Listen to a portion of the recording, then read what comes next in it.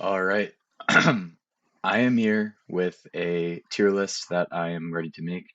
This is on 2026 Masters London, guys. This one's going to be good because look at these teams that are attending, dude. Some some true like genuine curveballs, attending this event. Some teams that I definitely did not think that I would see at certain points in the year, such as, Vitality, like beginning of stage one, we're not predicting this team to be making London.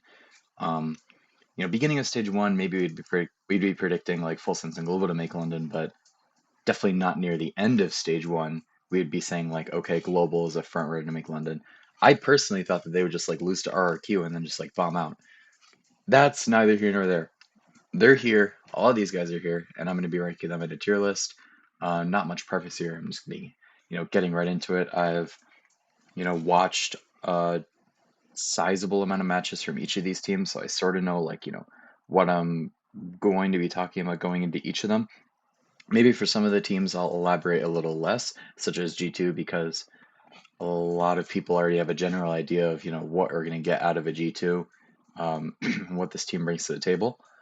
But it's going to get a lot more interesting when I go to the online because I have some thoughts about a lot of these teams and some of their players and how I think they're going to do at London. I'm going to start with G2. I think G2 for me recently has been good. I like the direction that they're heading in with the agents. I mean, this isn't a hot take because they've won their region, but I think they're probably doing the best in terms of integrating themselves into the meta in Americas, especially compared to Lev and NRG. Like, I have some questions about both of the teams. G2 are probably going to have smoothest sailing, coming into London, especially with the Neon nerfs. That's going to be a big narrative, by the way, heading into this event, the Neon nerfs. Jogamo, he's a very flexible player. I don't think that the meta changes are going to matter in that regard. Obviously, G2, they're a very good anti-strat team, so being able to get right up there into the playoffs is it's going to be both a good and bad thing for them, right? I think a lot of us get robbed of seeing G2 in Swiss stages. Like I think they'd be a very great Swiss stage team. They would absolutely anti-strat the hell out of whoever they play. Um, and I think they also just have like a good core structure. Like they play really good contact. They have good teamwork. In clutch situations, they're insane. Their individual player quality bails them out of so many like tough rounds. But I'm gonna put them in A because, well, for one, I think that the obvious team that goes into the S tier, I'm not gonna say it yet, obviously, but I think the team that is in S is actually like that much better than them, to where like the discrepancy is enough to where I could, maybe slot G2 in the A. But I still think they do have some problems. I think a lot of the time, sometimes on defense, sometimes on attack, it doesn't matter too much, but they play a bit too passive with their extremity control. I think they could maybe take a bit more space and be a bit more greedy with like, how they're working the map. Like teams like Energy and Lev like are really good at that where they're extremely greedy with their extremity control. They're making sure they're always pressing the other team and trying to get as much, space as possible. They only really take control when they have like a hard anti-strat, which makes it seem like they have better like pre-prep than they have like on the fly adjustments, which isn't even entirely true because Valen obviously is an amazing experienced IGL. He's able to make great adjustments, but I think this team is sort of like it sort of has an XLG problem sometimes where they try to play a little bit too smart and they sort of end up getting in their own head when it would be better if they just loosened up a little bit more, if that makes sense. Of course, that's very nitpicky. They're still the first in their region, and they're still an amazing team. I think also, Josh T is just a good enough coach to be able to fix those kinds of things and adjust incredibly to whatever team they're able to play. So, dude, A tier, like top A tier. I'm feeling really good about this team heading into this event. Dude, it might be time. Might be time for a G2 championship run, dude. Who knows? I talk about player quality. It seems like a theme across the Americas. These teams that we're sending from the Americas, I say we're. I am from the Americas. I don't really watch the region as much as I do like EMEA for some reason. I guess the time just, is structured a little bit better for me to watch more EMEA. But we're sending some good teams, dude. Like the individual player quality of G2, Leviathan, and Energy is the highest in all the Americas. And I really like, some of the things I'm seeing out of Lev, just to sort of pivot to them. Um, a lot of people know like they play, very slow default style into the explosive set strats that you see all the time. What I think is so like genius about that is that this style like lets King call simple strategies, and because King's able to call simple strategies, he is able to frag so hard. Like he is in amazing fragging IGL for this team. Uh, and it's not even just King. The sort of overarching strategy that Lev employs allows every single member of Lev to frag super hard. Um, and the scary part of this team, really, in that sense, is like all five players can do that. All five players can, put themselves in that sort of best micro, position for the kills. And what that turns into is almost like a safety net for, like, let's say, Leviathan executes onto a site. Sato is able to, double dash into the back site. It's sort of like a BBL, Larok style where you have the insertion super deep. The player like Sato, a lot of the times like Spike, a lot of the times even like Neon, especially when he's on that a duelist or maybe even some more mobile roles like the Omen, they're able to insert themselves so deep and like put themselves in such a good and sometimes even unexpected position that it just bails them out of rounds. The Leviathan team will run into the site and die. Maybe they'll come up against a good setup, but a player has inserted themselves deep, and that sort of wins the round for them. Um, However, I think the big thing for this team for me is whether they can have like on the fly adjustments because obviously this team is so like set strat focused.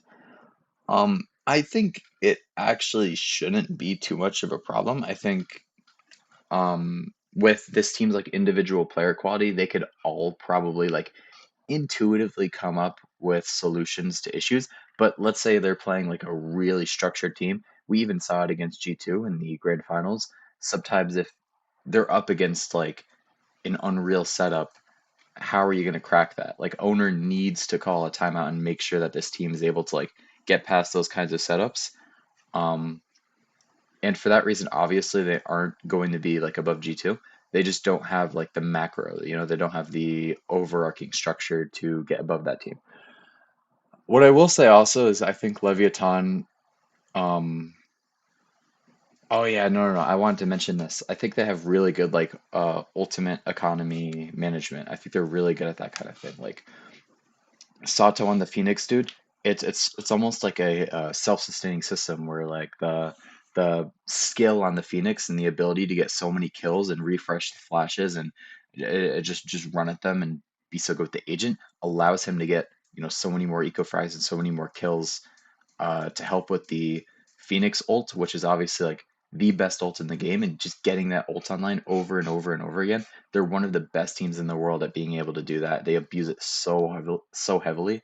I really love it from them. Um, they're definitely one of the better teams at doing that. And obviously, there's like the narrative of like, oh, they're gonna struggle with the meta changes because Spikeson's very prominent Neon. He's always been known as the sort of Neon player, even in Ascension 2024 on two game. He essentially, I wouldn't say won it for them. It was a joint effort. Him and Silenced were both very prominent in that Ascension series, but not series, Ascension tournament. But Spike was known as that sort of Neon player back in the Neon meta of 2024, and now he has to run it back and do it again, but the Neon's nerfed, dude. It's not looking great for him, obviously, and that's going to be another narrative. Like, I feel like a lot of people could have this kind of thing if the whole Spikes narrative wasn't a thing. And I think a lot of people might even do this where, they put them down in B tier because they imagine they'd struggle so much. But I think, honestly, like I said before, the individual player qualities there, they'll be able to find a way to deal with it. Do they have time? Like, Spike's been on other agents before, but I do think it'll probably hit them the hardest. Spike's also like The nerf directly affects Spike, dude. Spike is a very jumpy neon. He loves doing the thing where he jumps in and out of the wall. He loves, jumping in your face, especially with those shotguns. It's going to be a sort of a double-edged sword there. Is going to have both the shotguns nerfed and the jumping nerfed. It's not going to be looking great for him specifically, but I'm sure they'll be able to find a way to adjust. And if they don't, then it'll age poorly, and I'll just take the hit there. Dude, NRG, they're a good team, aren't they? Dude, the lower bracket run was insane. They sort of lost a little bit of steam near the end there, but it's to be expected, dude. For one, they're playing G2. They always lose to that team. But for two, man, uh, you don't expect this team to go above and beyond. They've already qualified for the event. Like they're essentially chilling, and they love the Swiss stage, dude. Uh, I'm not even gonna mention the draw they got. It's a great draw for them. Stylistically, they're so good against XLG, but they're also just generally like so good on stage that um this team benefits from the bright lights. They are fine entering the Swiss stage, dude. They don't care how many matches they have to crawl up to get to the top, dude. They're gonna find their way there somehow. Um, and I think the main reason why is because they just have so much trust in their protocols. Like they're able to trust their, offense so much. Like the whole narrative is like Ethan's attack side calling's just been getting so much better throughout time, and right now, dude, it's reached a point where they look so incredible on attack, and obviously their defense is still good. Like this team is one of the best in the world at being able to, deny plants. Scuba has been anchoring like so well, especially recently, dude. Um, and dude, their protocols for denying space are just so good. Like they're able to set up utility combos quickly and like thwart whatever their opponent tries to do an attack. Um, and especially if they're able to like anti-strat you ahead of time, dude, that's what makes it like so depressing for XLG. Dude, if they can anti-strat you ahead of time, the Odin just kills you. Like they know they know your utility timings. They know when you want to be throwing it and when you want to be scaling up off of it, dude. The Odin can just absolutely destroy you in those senses. Obviously, they're very good at like setting up Mata on like lines and extremities. They're very good at just like dude, they're very good at just holding spaces. Like they're just so good at that kind of thing, and it just helps them so much. Like even when their individuals aren't having a good day for whatever reason, like their protocols are so good, it's insane. They might even like benefit from the meta changes too. Like Mata's a good neon, but he's good at everything else, and this team's just been known for like going against the sort of double duelist thing anyway, whenever they like need to. I'm not entirely sure if like they played Mata on like the Sage or whatever, didn't they? And I don't know if that's a good adjustment. I think that might have just been like a one-time thing. If they are trying to lean heavy with Kiko on the duelist, I don't super mind it. It's weird, dude. Like Kiko's such a good duelist, but Mana is such a good duelist as well. It's like a weird dichotomy where it's like, what do you want? Like the juicy steak or the juicy lobster? It's like, dude, I could take either, man. I really don't care. But I think regardless, this team's going to do well. I'm actually going to slot them above Lev because of the aforementioned neon changes. Like I think that'll definitely hurt Lev more than it hurts NRG. And I also think, like I said before, dude, NRG is a team that benefits from those bright lights. They get on stage, they get in the Swiss, and they just look so much better, especially from like, you know, the beginning of stage one when a lot of things are wrong. They've improved so much, and dude, their ability to stick to their protocols are so good.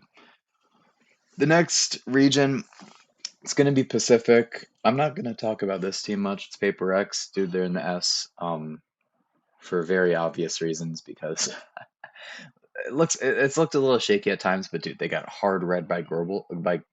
That wasn't even like entirely their fault, dude. They've just been looking dominant. All of their wins are so. Dude, they're amazing to watch. They're an amazing team to watch. The rematch against Global just like inspired so much confidence in me. Um, and I also think they're like NRG, where they gain just such a giant mental advantage from being in front of a crowd, bro. they've been in this situation so many times before. I think it's their 14th international. That's a stat I saw online. Might be completely wrong, but it sounds about right, dude. They have done this so many times over. To not put them in S would be ridiculous, honestly. And especially right now, dude, they're good at like every map. Like, what's a weak map for this team, dude? They um, are good at every map. They're good with the meta. They don't lean to neon. They tried for like a, a day or two and just went to the pooper. So they've got something on the comfort jet, and they just look amazing with it. It's S tier for sure. Full sense definitely more complicated, obviously. Got a little bit slammed in some of their games, but also did a bit of the slamming. The path to the grand final was amazing. Like they looked so dominant in that, and especially Primy, dude, getting him on that comfort jet, kind of like something, not in the same manner as something, obviously, like they are very different players, but dude, it was just so huge for them because this team like is able to hold down space so amazing with the jet. Like Primy makes Jet look like a different character, dude, because I don't know, the way he dashes away and jumps away and just does his thing, man. It's amazing. For me, what makes Full Sense good, I think, right now is that Primy is the best player in the game at holding angles, um, which is a weird thing to emphasize, but it's important because when Primy holds an angle on one extremity or one side of the map, dude, it gives so much freedom for all the other members of Full Sense to be able to do whatever the hell they want on every other side of the map, right? They can, pressure middle, pressure the other extremity. Primy, all Primy has to do is just hold the line, and then you could get into some mind games territory where a lot of the time you have Primy up in front with the op or like holding a main line, but you have, Cruz or like a Sentinel, maybe like Leviathan, like sitting back and I said Leviathan like it was the orc, but Leviathan is how you pronounce it. Dude, one of those like could be sitting back behind Primy and sort of surprise any team that tries to push Primy off the line and then, aggress super hard into it. That's why I think it's not as simple as like, oh, you see Primy, just util spam him and like, make sure he's off the line. He's probably alone.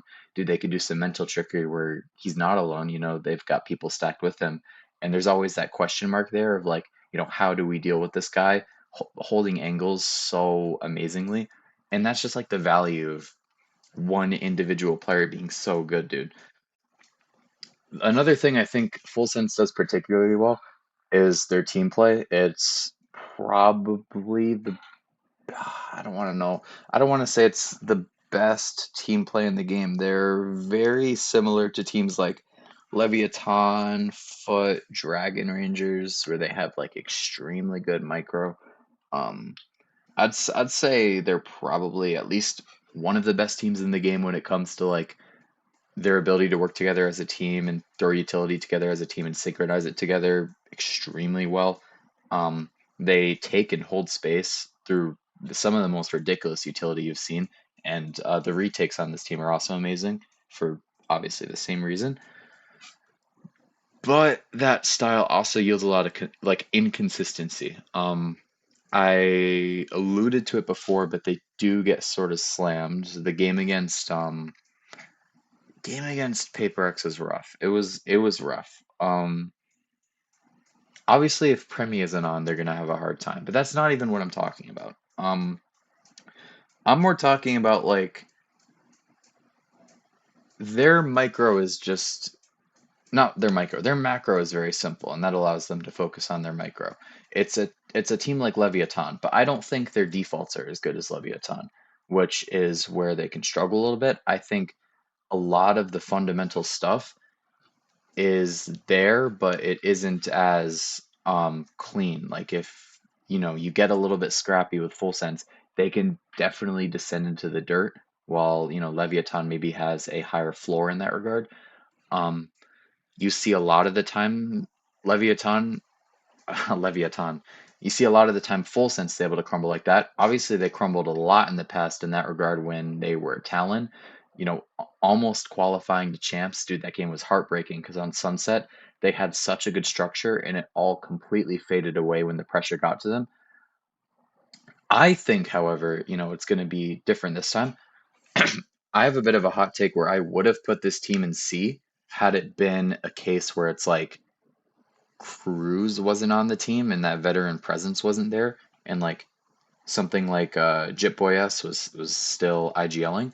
However, now that Cruz is on the team and that veteran presence is there, I feel like the vibes have looked a lot better. I feel like the team structure has been a lot cleaner, a lot smoother, and I think B is a good spot for this team.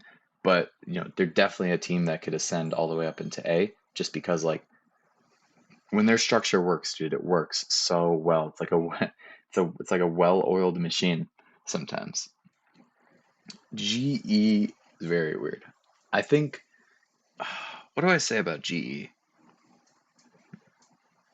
Maybe I could start like explaining what like the upside is. GE has a very high upside, I think, in a macro sense, like strategically, especially in that like game against Paper X, they were able to exploit Paper X's like fast paced so well. They were like so proactive in that game, and they were able to like sufficiently able handle Paper X's tendency to just group aggression and take space on like certain areas of the map.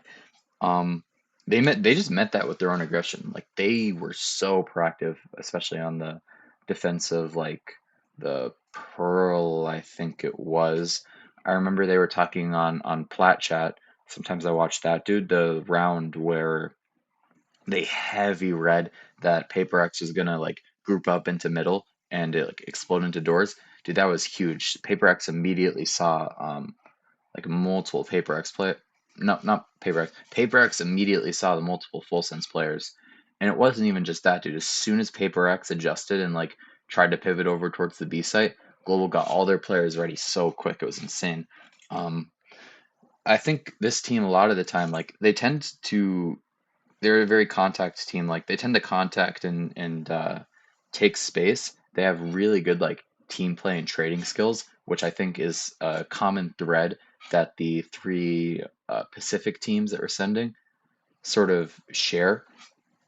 However, like it's just very interesting because this team also has a very low floor, and I'm sort of just worried that like the thing that I just described against PaperX, the just amazing proactivity is that like specific ante that Frost and the team was able to cook up specifically against PaperX because the stakes are so high because they had to qualify, or was it like an on the fly ability for Javi to be able to mid round proactively and like create specific goals to maximize information across the map? Like the only reason I say that is because it seemed in that game like they had special like plans that allowed them to like group up. And it just worries me like if they don't have those plans beforehand, are they going to be able to do similar things? I imagine they're going to be able to make like similar types of plans on the fly. Like, if they have sentinel setups and they like just shove them deeper, or if they have someone inserted into mid and like they get them on a good timing. I would imagine they'd be able to like come up with those things mid game. Like I have enough trust in Javi as an IGL to be able to do those kinds of things. But if they can't do that, dude, they're gonna get rolled. I don't think they have the just base player quality to stand up to some of these teams in London. And I feel like that's harsh to say. Like obviously the players on global are very good, but dude, it's a international event. Like you're the third seed from a region. Some of the other teams are Vitality, Leviathan.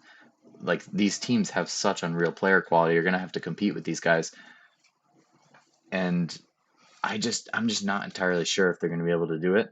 Um, I think Patman's really good, but dude, apart from Patman, I just think a lot of the players like might struggle internationally.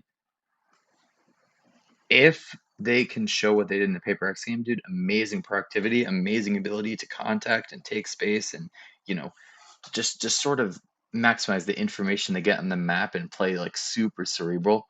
I think they'd be B tier team, but it's safe to put them C tier because of this like, you know, worry that I have about their players. I also think like in terms of the meta, um, they play Neon. You know, they're not reliant on it. I think Udotan, dude, he's an amazing jet, but they swap. It's weird. They swap their comps around a lot. Like I like some of the things they do with some of their comps. Like I like Crystal on the Sentinel. I think he's a good Senti.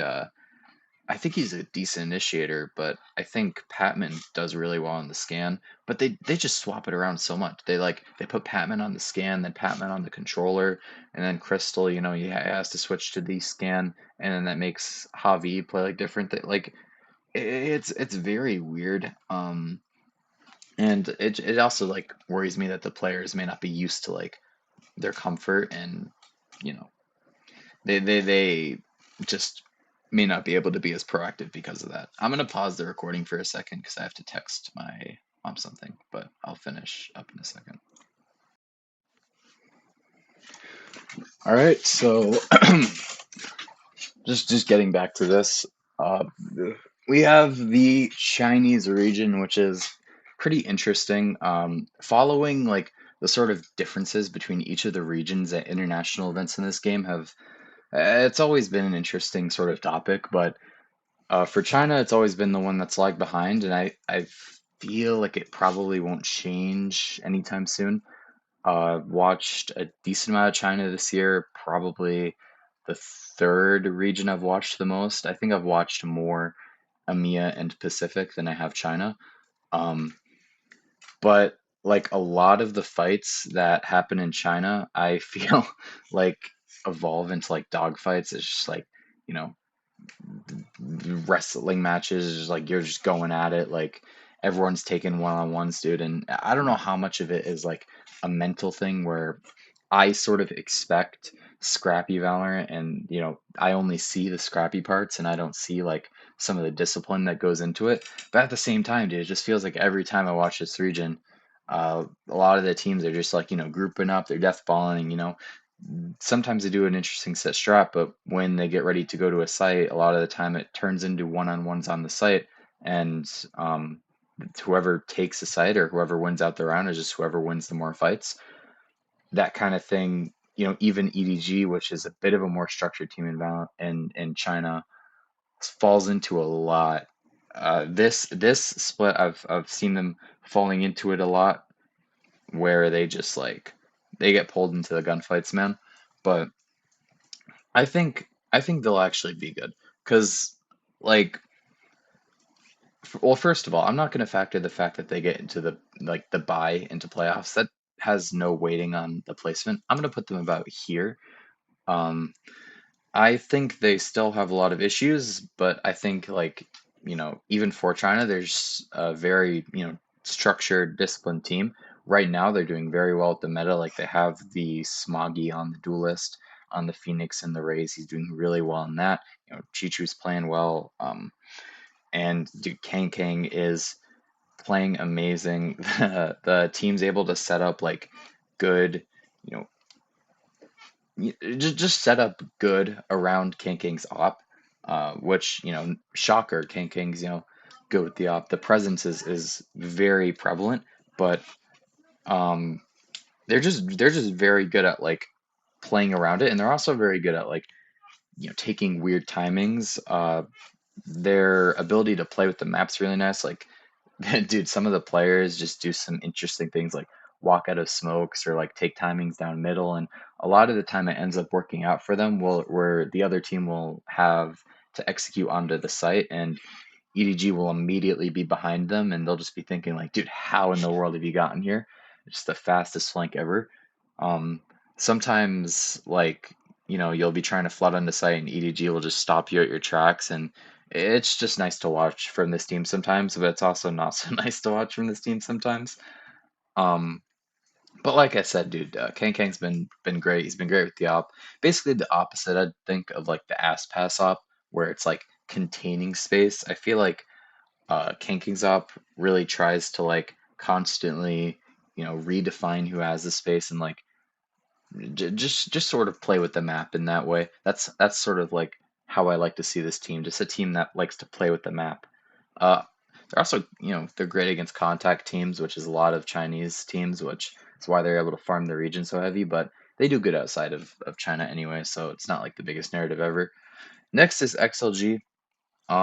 It's the weirdest team ever. It's actually the weirdest team ever because they seem to gain a genuine mental disadvantage from being in front of a crowd. Like every time this team's gone to internationals, they've completely like crumbled. They won one game against Sen, and it wasn't even, the most convincing. I'd say Sen was playing terribly that game. But that's a long time ago. Even as of recent, this team went to uh, internationals, dude. They did not look very good, and I'd say this split, the mid rounding's been looking a lot better, which is, I'd say, their biggest problem for them at Santiago, but it was still not very good. The narrative for them, for me, is that like WS Leo is a great player. Like the guy is amazing with his utility, he's amazing with his gun. He's able to shoot very well, but his IGLing just needs work. Like his ability to mid round and adapt to situations on the fly. When they don't, when their set strat and their pre round, barrier plan doesn't work immediately, they just can't adapt. Like they can't make the on the fly decisions that they need to. And I have no one else to blame but like Leo, bro. Like I mean, it could be a problem with the team structure as a whole. I'd have no clue personally, but it just seems logical to say like, dude, Leo maybe needs to get a bit better sort of at the mid rounding because he is so good at like shooting his gun. Maybe he isn't putting enough attention into like, how am I able to adjust to the specific situation? Like if they're pressuring this side of the map, you know, I don't want to just like leave the other side of the map free and just like do what I would have done otherwise. I have to adjust to what they're actually doing and, the movements that they're actually making against us. Um, Dude, they give up so much space. It's like it's insane how smart they think they are, but a lot of the time they just aren't being smart. They're being dumb. Like it works in region too because the teams will play over aggressive, but dude, against teams who could take space and play disciplined with it, exactly like energy, by the way, they just struggle because it's like we play too passive, we give up too much space and not proactive enough to just get slammed. I'd put them in C though because their individual player quality's nuts. Like they have the best players ever. Dude, they have Rargos and Unreal. They have Happy Way, who's like the best player in the world.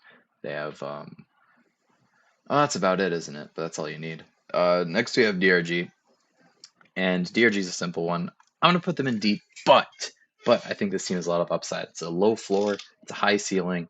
This team, well, first of all, I think the meta change might even help. Dude, switching life off Neon's gonna be a godsend if they do it because Neon is not the best for life. Like he isn't amazing with the Neon utility. I wouldn't think he plays very well on the Jet and the Rays in my opinion. Um, I feel like those agents just allow him to be a lot more intelligent with how he plays. But I also think like leaning into the sky, which is what they've done on all their maps with Nick, gives his team like a lot of flexibility. They cover the scan and flashes, and it lets Vukashu play like hard comfort, and that's their win con, right? Like that is best for him. He likes to play aggressive on his sentinel roles. That's their win con. And if they can heavy lean into that, this team has simple macro. They group up, hit sites, very individual focused. If all of their players are shooting and all of their players are having a day, they can absolutely beat anyone, right? But the consistency's not there, even in region. And you could also just say like the macro's not there either. Dude, I've not seen the most sublime macro from this team, unfortunately. They're gonna have to show some more consistency, but I think the team has very high upside. It feels a little weird putting them in D, because I think their players are just so good. Then it's EMEA. It's a very interesting region here. I think they've sent some good teams. I think they've sent some like underrated teams with some underrated aspects. For Team Heretics, I think it's going to be very simple. Team Heretics looks good. Like Team Heretics looks like they could win this event, dude. Uh, I think they're just, dude, they're so good at like keeping advantages and just playing like smart Valorant. A lot of the time they'll like push out at the start of rounds, even in places that aren't like historically like places that you would push out of or think to play aggressive towards. Uh, it just signals towards their ability to like come up with, strats to specifically counter their opponents and their sort of weak points, which is just like a principle of Valorant that I feel like a lot of teams have lost, especially in EMEA. Um, I think their theory is really good. Like their agent theory, their map theory, all their stuff's just very disciplined. Um, and in terms of their agent theory, I think it's like, sure, Kashmaris has only played the Neon. Like, sure, it's going to get hit with the Neon nerf, but I don't think that this team's going to be affected by the Neon nerf as much as a team like Leviathan would. Simply because Spike is a lot more of a jumpy Neon, right? He likes to jump in out of the wall. He likes to do all the flashy stuff. Kashmaris is a lot simpler. Kashmaris loves to do like the slides to clear the angles, like immediately slide in that just takes immediate space. Neon's great for that, and Kashmaris does it a lot. Um, as opposed to like sliding in your face with a judge, which he still does.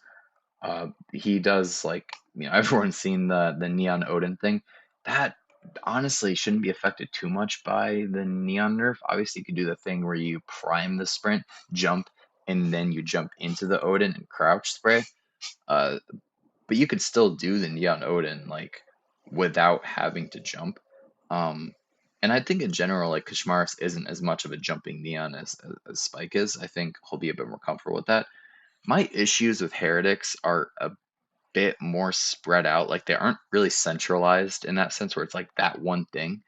I think it's more so like this team, even on their better maps, have like holes. Like for example, on Lotus, like they don't play the Vipers, so it's very viable to attack B against them.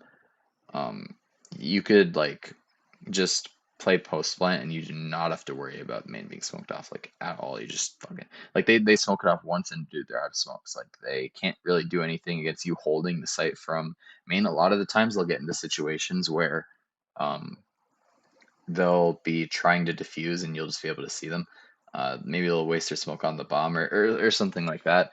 And I feel like in general, a lot of maps they have that issue where there's one specific part of the map that you could easily pressure, and when you sort of poke that weak point and pressure them on it, they sort of reveal themselves as a bit more vulnerable than what would have been otherwise, I guess, expected.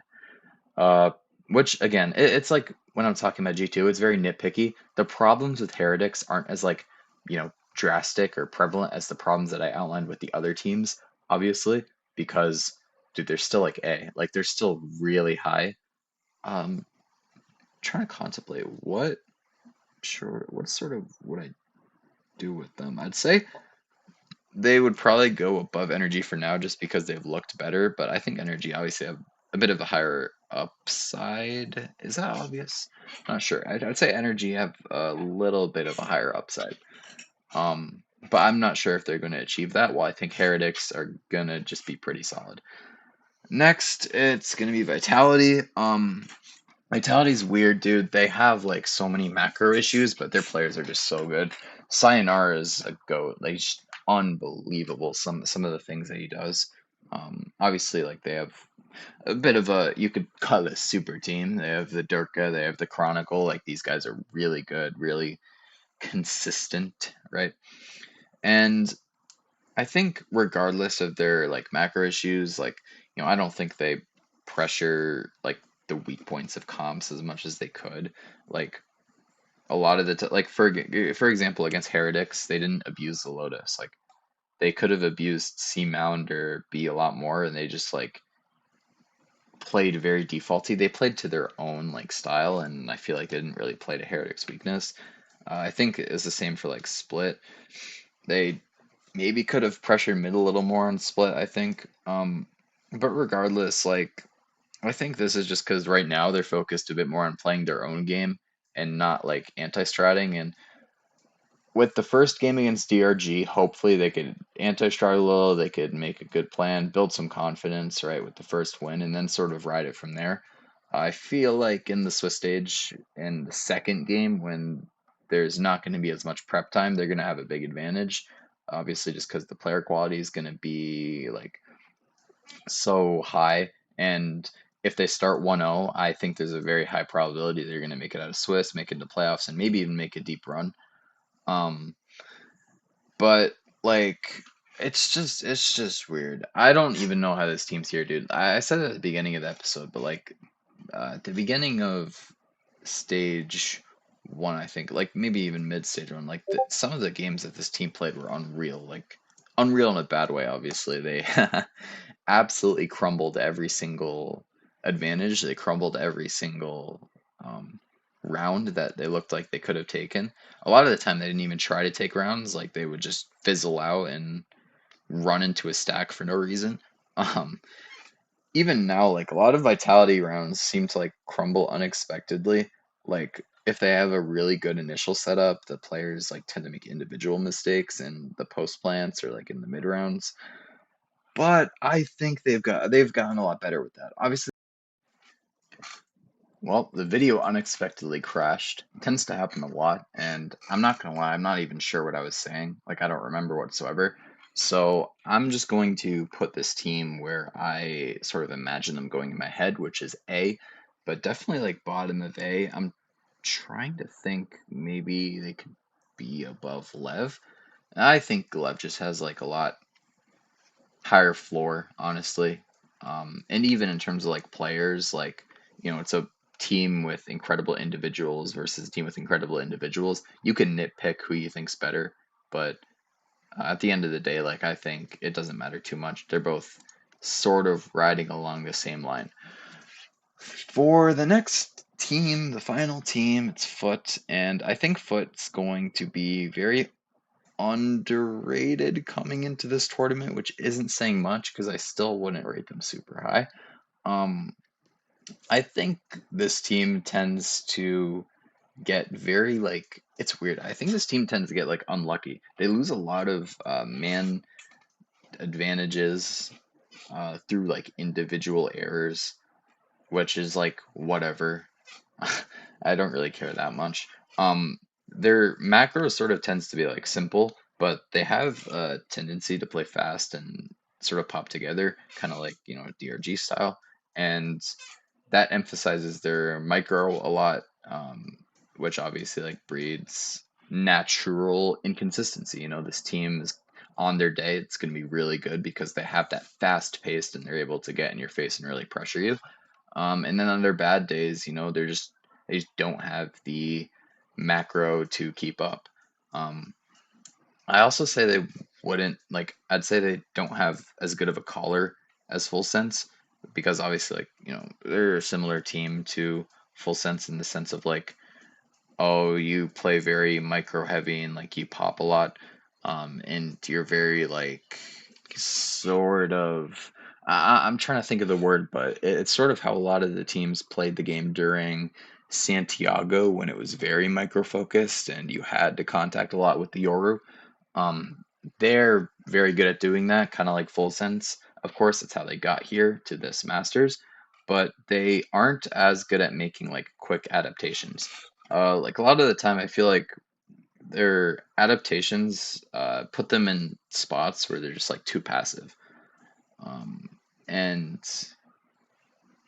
I'm trying to remember. Yeah, I feel like when this team gets too passive, like they don't end up reclearing the space at all, or when they do re-clear the space, they just do it in the wrong way. Like they re-clear it in like such an aggressive way to where like all of their players just end up dying anyway. And it's not really a re-clear, it just looks like they're just fighting them for fun. um, I think like they think the solution to a lot of issues is just like run it down and try to win fights, which is a bit interesting. It's like a Turkish mentality and it works, dude. Like it works a lot. But at a point, you have to sort of just chill. Like you have to sort of just lay back and make the mid-round adjustments, and I'm not sure if they're as capable of doing that. Um, there's also the thing with the Neon. I think this team's gonna struggle. Like Sop's a bit of a jumpy Neon. I don't say he leans too far into one side or the other, but I think they even could have like some good potential to change their comps. I think Sop's like a really good jet. He was in tier two. And Zeus, dude, they've put Zeus on Chamber before he's been fine. Like let's put Zeus on Chamber, Sop on Jet. Maybe Sop could do something else while Zeus plays Chamber. Zeus could maybe stick with the Neon or not because his Neon sucks. But dude, their ult management is like, dude, if you watch like Foot back to back with Lev or something, like the ult management's the difference is unreal. Like Zeus is not great at getting the ults online, and he's not great at using the flashes. But regardless, I think Zeus on Chamber would definitely work because he does have about the best aim in the region, like pure aim wise. And I also think one other sort of upside to this team is if they get Zeus online, then they are unironically like unstoppable. Like how do you stop this team with Zeus is shooting, dude? His aim's unreal. But that's about where I'd have them. Like below C, dude, the upside's really high. I think they could definitely go above XLG if they get online. But the problem is if they get online, XLG's floor is higher. They play a lot more disciplined, while Foot, very aggressive, very fast paced, very Turkish. And I don't want to stereotype the whole region because I know Turkish teams have a lot of differences in the way they play. Like for example, sure, Foot and Eternal Fire both love contact, but I'd say Foot have a bit of a deeper playbook. Um, but regardless, I think, yeah, they're very Turkish in the way they play. They do a lot of fighting, and a lot of the time it works out for them, but it isn't always guaranteed that way. Unlike some of the other teams where the floor may be guaranteed to be higher. I'm losing like my touch of comprehensibility of the words that are coming out of my mouth because it's just spent so long talking about this. But this is about where my tier list falls. This is about where I think each of the teams are. I think if I were to make some intuitive adjustments, something like this makes sense, something like this makes sense. These three teams could be swapped about in any which way, and I think it would be fine. This team going up or down honestly makes sense in my head. Um, just because, like, we've always seen good things from them at internationals, but they also play pretty poorly regionally and still end up winning, which that's just how it is, dude, how it is over here in China sometimes. And I think this team also could go up or down depending on, how they play on the day. A lot of these teams, I'd say like the DRGs, the Foots, the Full Senses, maybe even the Leviathans, they're very day to day, where it could shift a lot. Well, I think I have a lot more trust in like Team Heretics, trust in G2, trust in even Paper X, um, to just be consistent and not overheat and stick to the plan, especially in this meta where you know you can't let it devolve into the glue, right? That's about where I'd put each of these teams, slot each of these teams. If you have any issue with these rankings, then file them in the comments. I'm happy to address anything. Um, I'd say I want to release a player ranking along with this, maybe predictions, but that kind of thing's so quick and so frivolous that I'm not sure it matters anyway whether I do the predictions. The player rankings I'd definitely like to do. Maybe I'd get that out in a separate video. But as for the power rankings, dude, here they are. And would I be surprised if they're completely wrong? Absolutely not. It's how it always is, dude. It's how it always is.